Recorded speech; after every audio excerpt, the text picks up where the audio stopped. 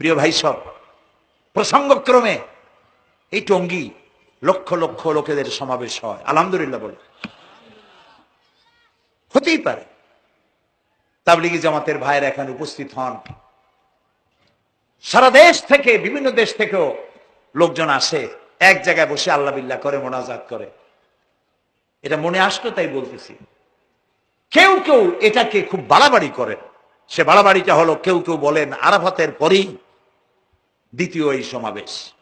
এই বেয়াদবি শব্দটাকে উচ্চারণ করবেন না আল্লাহর হস্তে।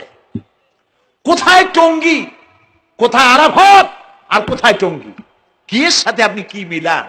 আপনি বলুন এখানে লক্ষ লক্ষ লোক হয়েছে, আমরাও দেখতে পাচ্ছি লক্ষ লক্ষ লোক হয়, কিন্তু আপনি কেন দ্বিতীয় সমাবেশ বলেন?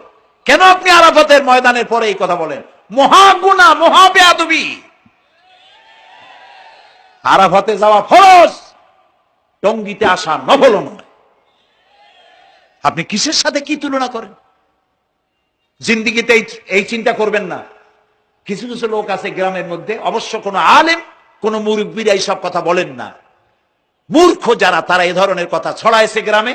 3 বার টঙ্গীতে আসতে পারলে 1 হজের সওয়াব হয়। বলেন নাউজুবিল্লাহ।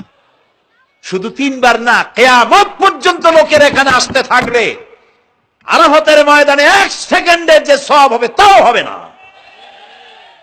আরাফাত হচ্ছে সেই ময়দান যেখানে আদম আলাইহিস সালাম থেকে শুরু করে মুহাম্মদ রাসূলুল্লাহ সাল্লাল্লাহু আলাইহি সাল্লাম পর্যন্ত সব নবীদের চোখের পানি শুকিয়েছে। পৃথিবীর কোটি কোটি মানুষ এখানে কাঁদছে। আর আল্লাহ রাসূল বলেছেন, আল হাজ্জুল মাবরুর লাইসা লাহুল জাযাউ ইল্লাল জান্নাহ। একটা কবুল হজের সওয়াব আল্লাহর কাছে বেহেশত দেওয়া ছাড়া আর কিছুই নেই। মান হাজ্জা লিল্লাহ ফালাম ইয়ারফুস ওয়ালাম ইয়াফসুক রাজা কায়াউমিন ওয়ালাদাতহু উম্মুহু, রাওয়াহুল বুখারী। বুখারী শরীফের হাদিস।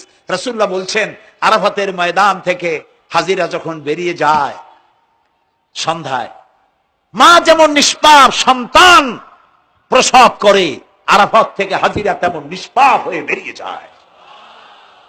আল্লাহর হস্তে আপনারা এই তুলনাটা কেউ করবেন না। বলবেন অনেক বড় সমাবেশ হয়েছে, লক্ষ লক্ষ লোক হয়েছে, বাস শেষ। এটা দ্বিতীয় সমাবেশ, আরাফাতের পরে এটা দ্বিতীয় স্থান অবলম্বন করেছে, এইসব বাজে কথা আর একদিনও বলবেন না। মহাবে আদবি যদি কেউ বলে থাকেন, আস্তাগফিরুল্লাহ পড়ুন, পড়েন আস্তাগফিরুল্লাহ। আল্লাহ সবাইকে ক্ষমা করুন, বলুন আমিন। এখানে আসলে দোয়া কবুল হবেই, কোনো গ্যারান্টি নাই, কোনো গ্যারান্টি নাই। কিন্তু রাসূলুল্লাহ বলেছেন আরাফাতের ময়দানে দোয়া কবুল হয়। রাসূলুল্লাহ বলেছেন, আল্লাহর ঘরের কাছে দাঁড়ায়া, মুলতাজিমে দাঁড়ায়া এমন কোন দোয়া করি নাই যে আল্লাহ কবুল করেন নাই। কাজে এইসব চিন্তা করবেন না। প্রিয় ভাই সব, রাসূলের প্রতি ঈমান আনতে হলে